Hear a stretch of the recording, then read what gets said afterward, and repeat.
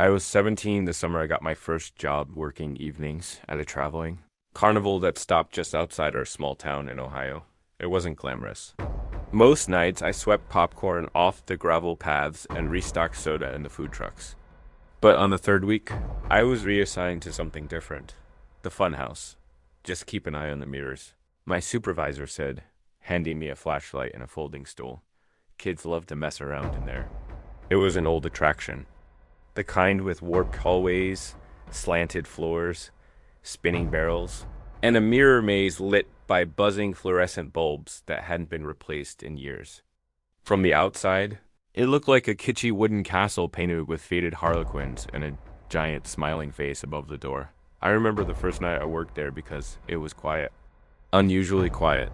Only 3 kids came through before. 10 p.m., then it was empty for hours.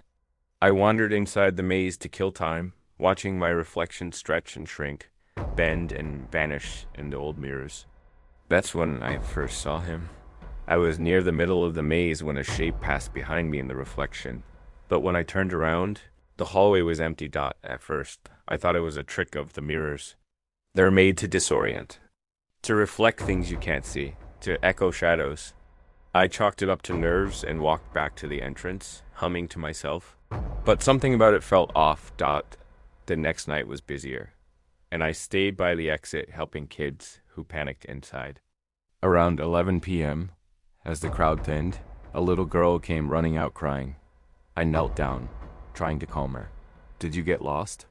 I asked. She shook her head violently. "There's a man in there," she whispered. I froze. What kind of man?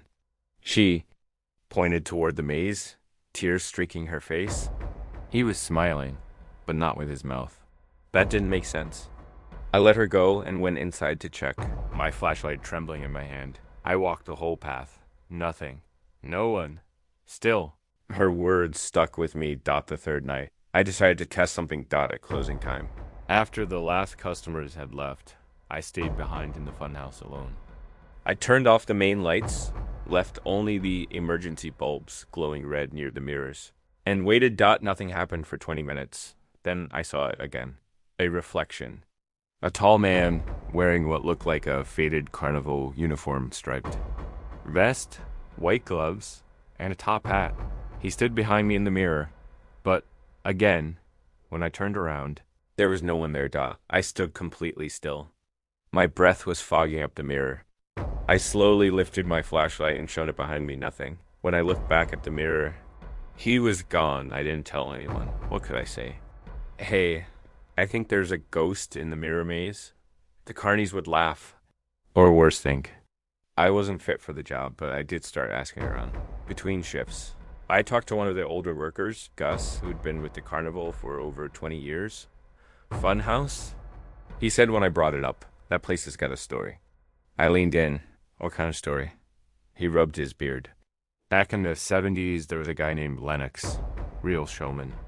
Ran the mirror maze like it was a stage. He'd hide behind panels, jump out at kids, make them scream. Sounds like a creep. I said. Gus shrugged. That was his act. But one night, something went wrong. A kid went missing. They shut the place down for weeks, searching everywhere. Never found the boy. Eventually, they fired Lennox. Some say he disappeared not long after. I felt cold all over. What did he look like? I asked. Gus scratched his chin. Skinny guy. Wore a top hat and gloves. Always smiling, never blinked much. I didn't sleep that night. A few nights later, things got worse. It started around 9 p.m. when a teenage couple stumbled out of the maze arguing. He touched me. The girl shouted. The boy looked confused. I didn't. I was in the other hallway. She turned to me, furious. There was a man in there behind me. That was the third report in a week. I started keeping track. Each person described him differently, sometimes behind them, sometimes in the mirror, always too quick to catch. I started to think I was losing it. Sleep deprived, overworked, paranoid. Until the night I got locked in. It was storming. The carnival was nearly empty. Around midnight, I went to do a final check in the funhouse before locking it up. I walked the maze with my flashlight, listening to the wind howl outside. Rain hitting the tin roof like drum beats. I paused in front of one mirror. That's when every light in the place went out. Pitch black. I reached for my phone. But the flashlight flickered and died. Total darkness. Then dash footsteps. Slow. Deliberate. I held my breath. A creak of floorboards behind me. I turned quickly. My eyes straining. Nothing. And I saw in the mirror clear as day his face. Grinning. Pale. Eyes like wet marbles. Wearing the same striped vest. The same top hat. But this time, he wasn't just watching. He lifted his hand and tapped on the glass. Tap. Tap, tap. It echoed in my bones. I stumbled backward, trying to find the wall, the exit, anything.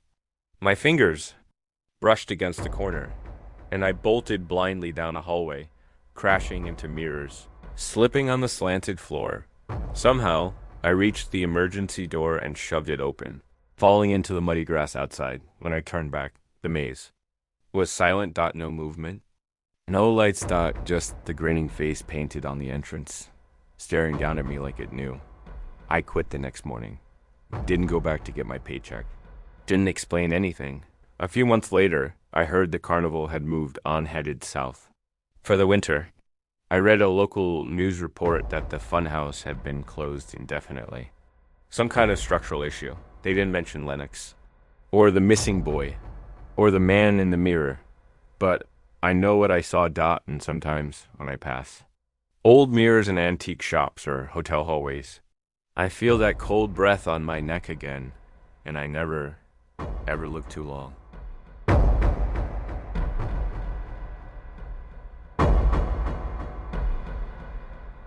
I used to love carnivals, the smell of popcorn, the blur of neon lights, the sound of kids screaming on spinning rides. It was nostalgic, comforting. But now, even the faintest chime of carousel music makes my stomach turn, because I know what I saw, and I know it wasn't supposed to be there. It happened last September. My girlfriend Erin and I had been dating for just under a year. Things were rough, mostly my fault. I was distant, always on edge. She thought a night out would help. So we went to the autumn fair, set up on the outskirts of town near the woods.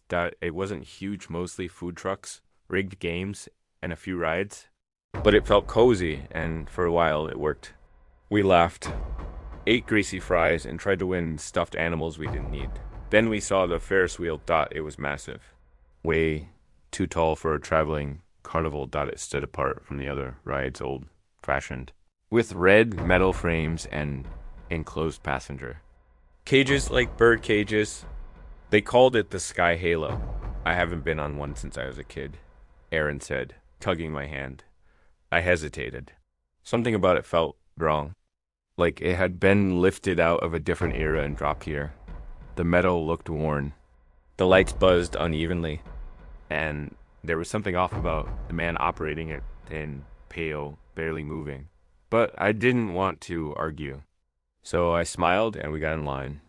We boarded one of the cages, the door clanking shut behind us. The seat cushions were cracked and the metal floor cold against my feet as the ride jerked into motion. Erin leaned her head on my shoulder. "It's beautiful from up here," she said as we climbed, and it was. The lights of the carnival stretched below us like a toy town. The wind was cool.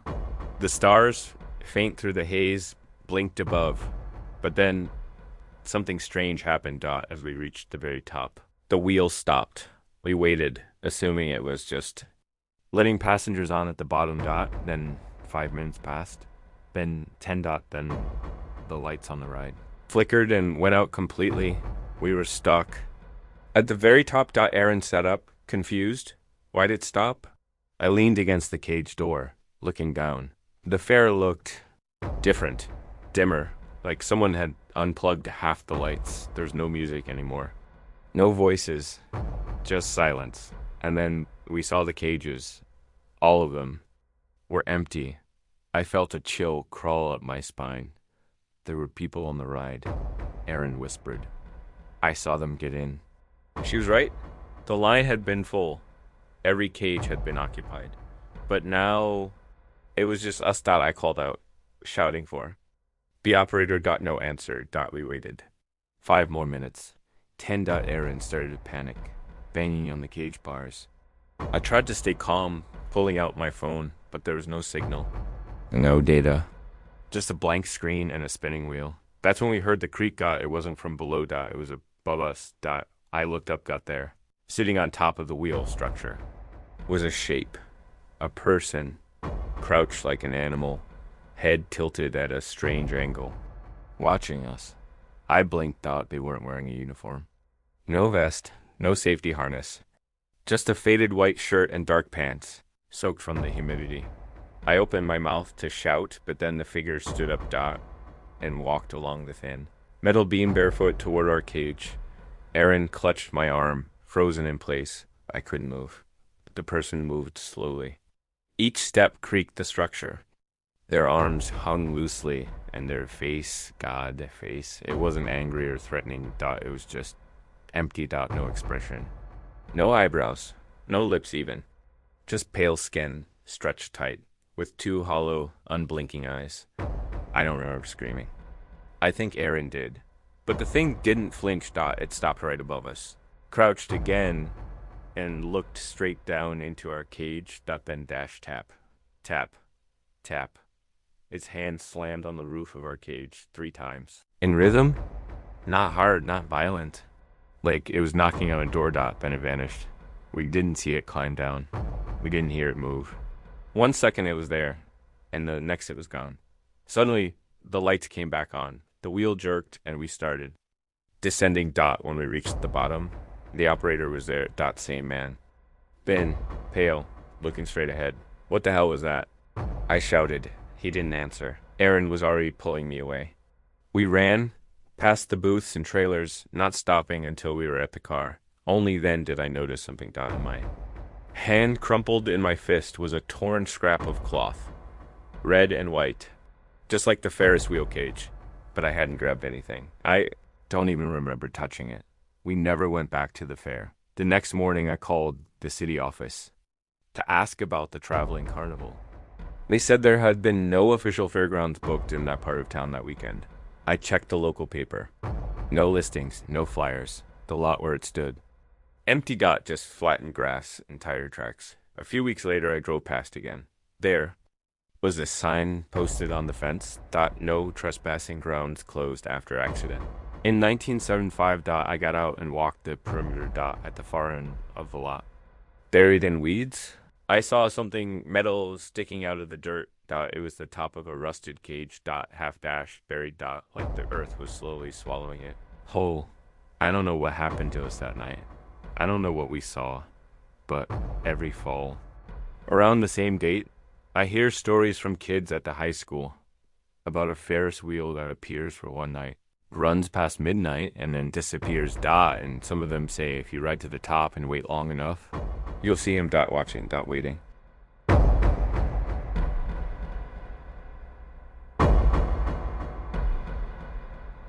I have always hated clowns, not in a childish, they look creepy kind of way, but in a bone-deep, stomach-turning kind of way.